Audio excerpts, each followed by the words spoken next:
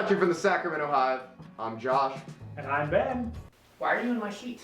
Dude, we've been looking for you everywhere. Where have you been? Yeah, right. Looking for me everywhere. I'm going home. Screw you. Awkward. Enjoy the show.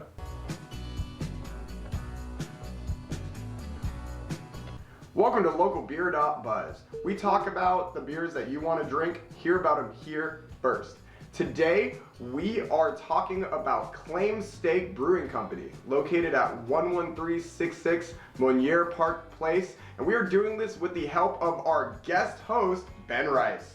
For those of you who don't know Ben, he is a local stand-up comedian and the host of Sacramento's premier beer podcast, Barley and Me. And if you didn't know, which you probably don't, it is their 154th episode, and you talked to Tara Nurin? Yeah, she's a beer journalist who just put out the first book ever written about the history of women in beer, called A Woman's Place is in the Brew House. It's available on Chicago Review Press. Go to that website, use promo code BarleyandMe25. You can get 25% off to buy that book. Wow, that's great. Which is great also. Nice. Well, thank you so much for being here today. Looking forward to filming the episode with you. And I'm looking forward to drinking some Claimstake beers. Oh, yes. So good. Don't forget to smash that subscribe button. Pay attention to this week's episode for that word to leave in the comments to be entered into this week's drawing for merch or gift cards. And it might be merch from Claimstake or somewhere else. I don't know. We'll see. Yeah, don't forget to do those three things and you might win some merch. And I might throw some other stuff on top of that. Sweet. From Barley and Me. Ooh. The first beer that we're reviewing today is Just Add Hops, which is a single West Coast IPA coming in at 6.8% ABV. While I pour this beer, John's voice is going to go over grading. We grade on a 5-point scale. The first is appearance, the second aroma, third is flavor, fourth is mouthfeel, and fifth is overall impression. Did we like this beer? We also rank the beer on a 6-point scale. From sandbag this beer, which is leave it behind, to would I tattoo this beer on my face, because it's that crazy good. And we're back with beer. Before we dive into this beer, I just want to take a couple seconds to talk about Claimstake.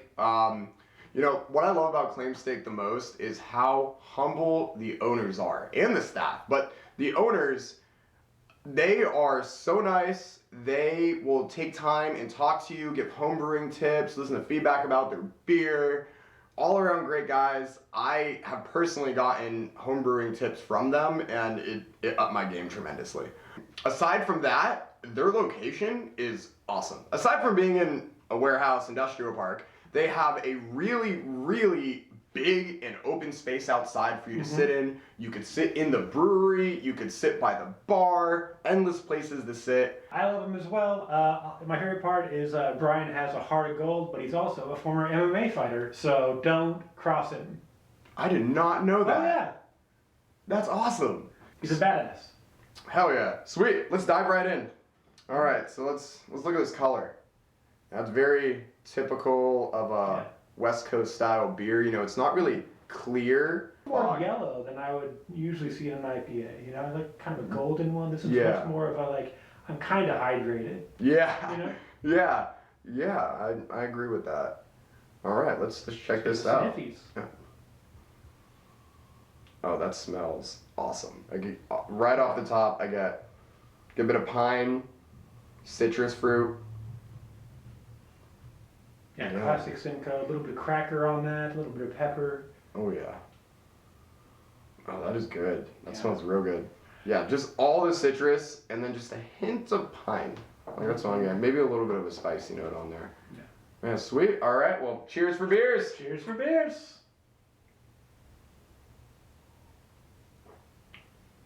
Wow, that's actually really good. Right away, I get a lot of citrus on this, just like on the nose, get a lot of citrus. Little bit of that pine, it's not overbearing, and then like that tar or resin taste at the end. I've said before, not a big fan of the resinous beers, but this one is like just the right amount of resinous. It's not a throat tear, which is actually my preferred version of resin, where I can barely talk the next day.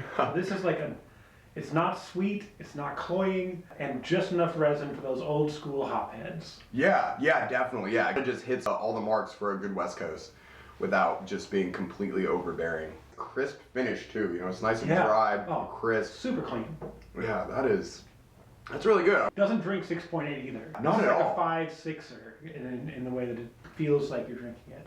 I could pound like 4 of these and still be able to keep going. Yeah, but secretly you can't. It'll just feel like you can. Exactly. Which is my favorite kind. Although now that I took a little deeper swig, there's a little bit of an alcohol burn back there that kind of gives you the idea that you're drinking a 6.8. I'm not getting too much of that. I'm really not. Just a kiss. Yeah, that's a good way to Just describe enough to know that I was like, oh yeah, my first impression was wrong. It is a little bit of alcohol there. Olog's notes. If for those of you who don't know, this guy on the front of the can and the dude that's painted on their walls and inserted into every single picture in the brewery, his name is Olog Youth. And ask why. Why? Oh no, just ask Brian why. I'm not going to answer it. I will ask him next time I see him.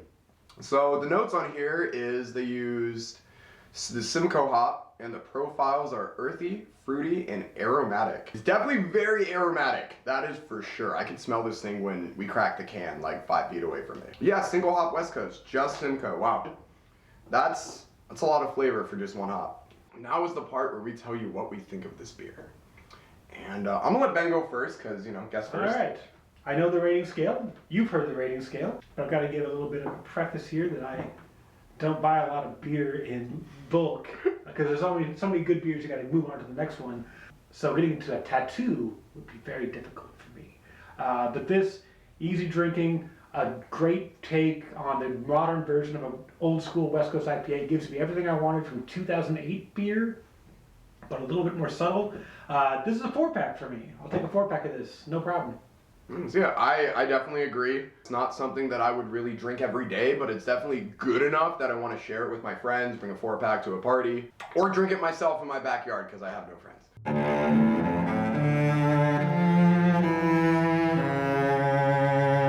Yeah, definitely a 4-pack. This is a very shareable beer. Oh yeah.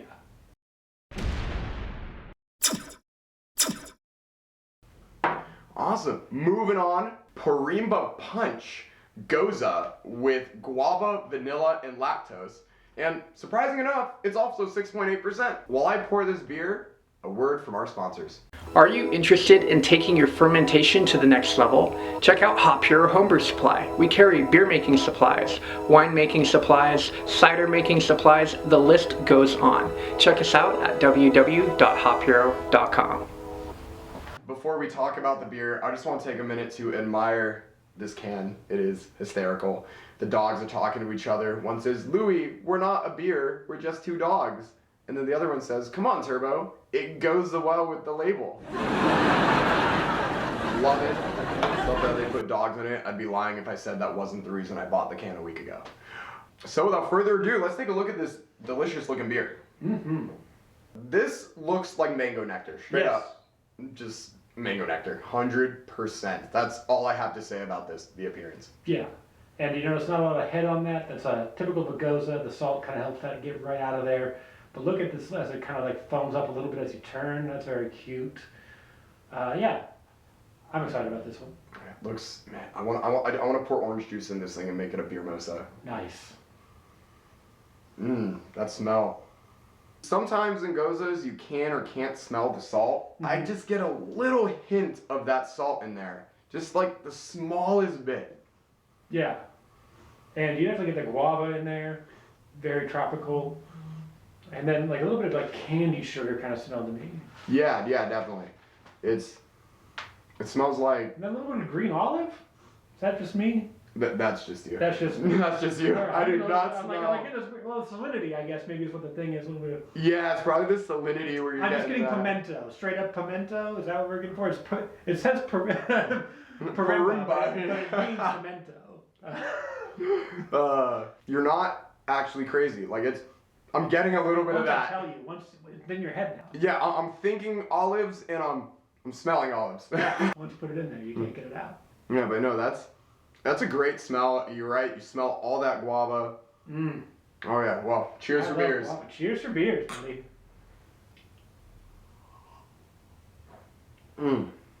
That is so good. Oh, It's- as you know, as with some gozas, you can smell the salt. Sometimes you could also taste the salt. In this one, it's tart, but it's not necessarily salty. yeah. And it stays right on the front of your tongue.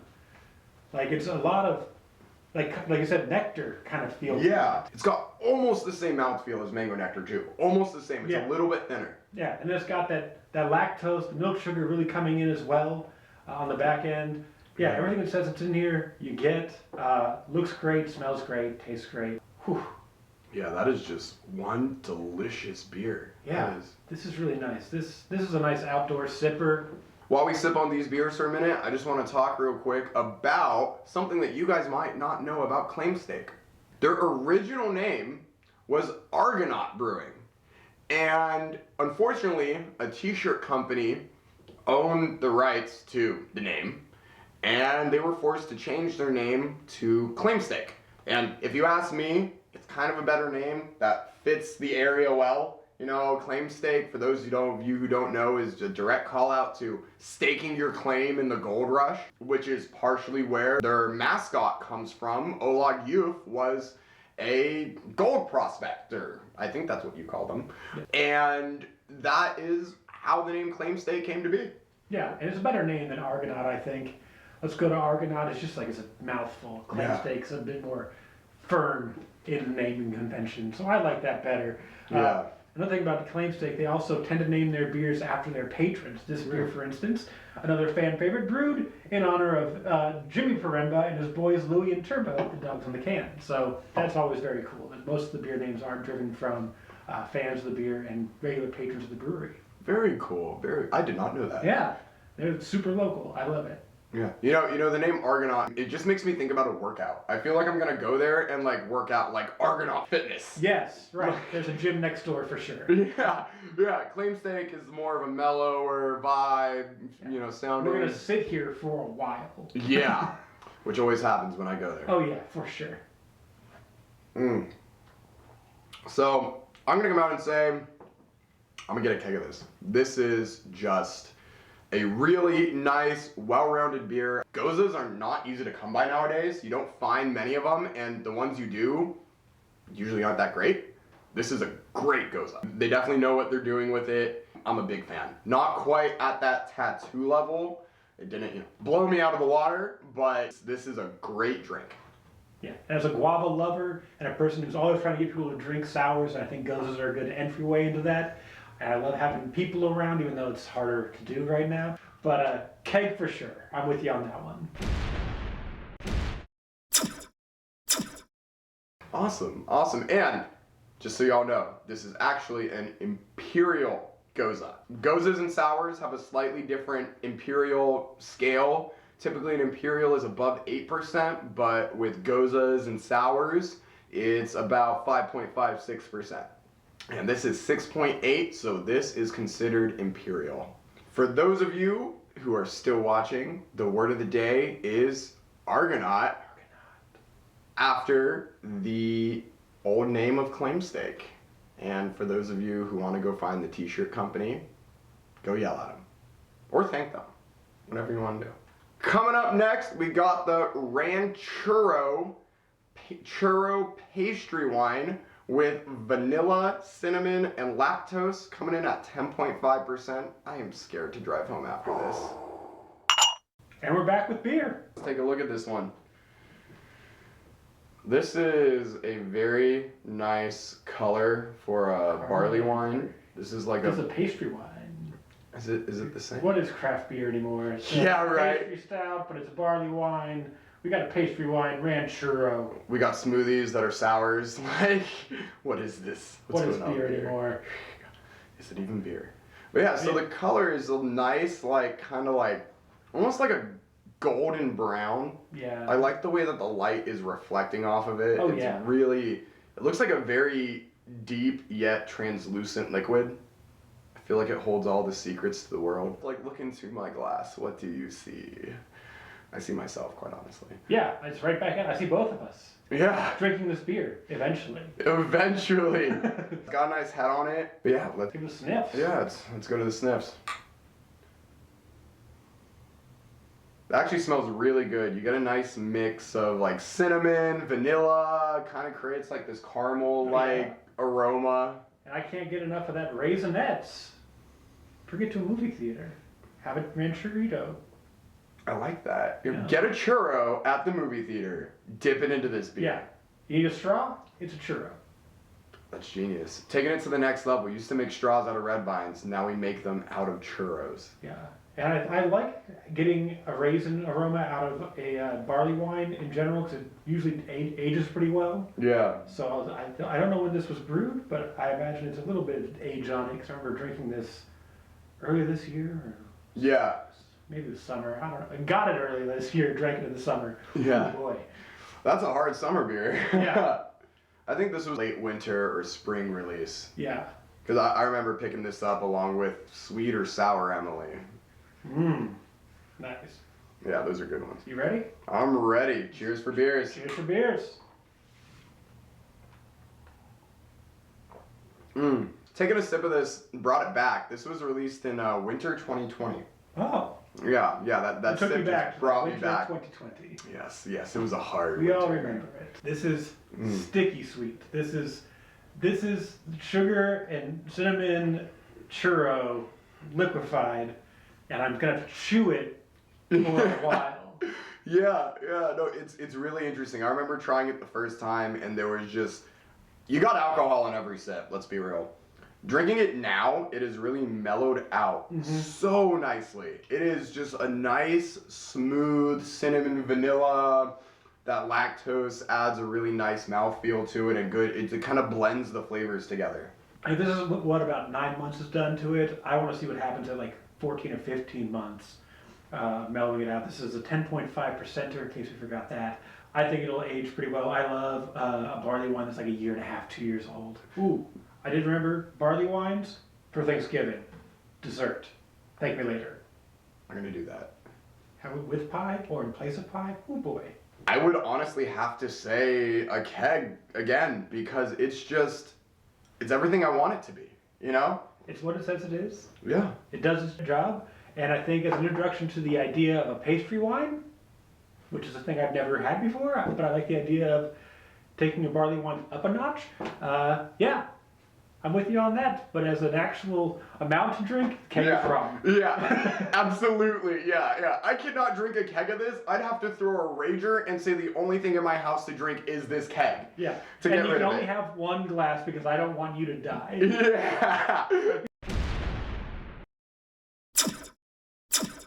Before we sign off, I think we need to hear a little bit about Ben Rice from the man himself. So Ben, what you got on the rice cooker? Oh boy, I've got a different kind of grain. I've got a bun in the oven, baby on the way, any day now. But for Barley and Me, I've got a bunch of episodes coming out, just churning them out before this baby comes and I can't go anywhere. Barley and Me, you can follow across social media at Barley and Me Pod. You can find it on any podcast platform. Barley, not barely, and me. Stand-up wise, doing a bunch of shows, running a bunch of shows. So you got your Sackyard Community Tap Houses, you got your Beer 40 in Vacaville, you got your Tilted Mash in Elk Grove, you got your Crooked Lane in Auburn, you got your Husick's Tap House in Clarksburg, you got Fort Rock Brewing in Rancho Cordova. Check the Instagram, I post about them a lot because there's so many. Yeah, and then just shows that I'm just randomly on. Very cool. Well, hey, thanks for coming out today, Ben. It has been an absolute pleasure having you. Absolutely. Thank you so much, Josh. I appreciate it. Of course. And don't forget to like and subscribe. If you watch the whole episode, you will know the word of the day to win some merch or gift cards or whatever we pull out of a hat. Leave the comment, hit that subscribe button. Big round of applause in the comments for Ben Rice. Thank you all for coming. Anything else you want to say? Claimstake's awesome.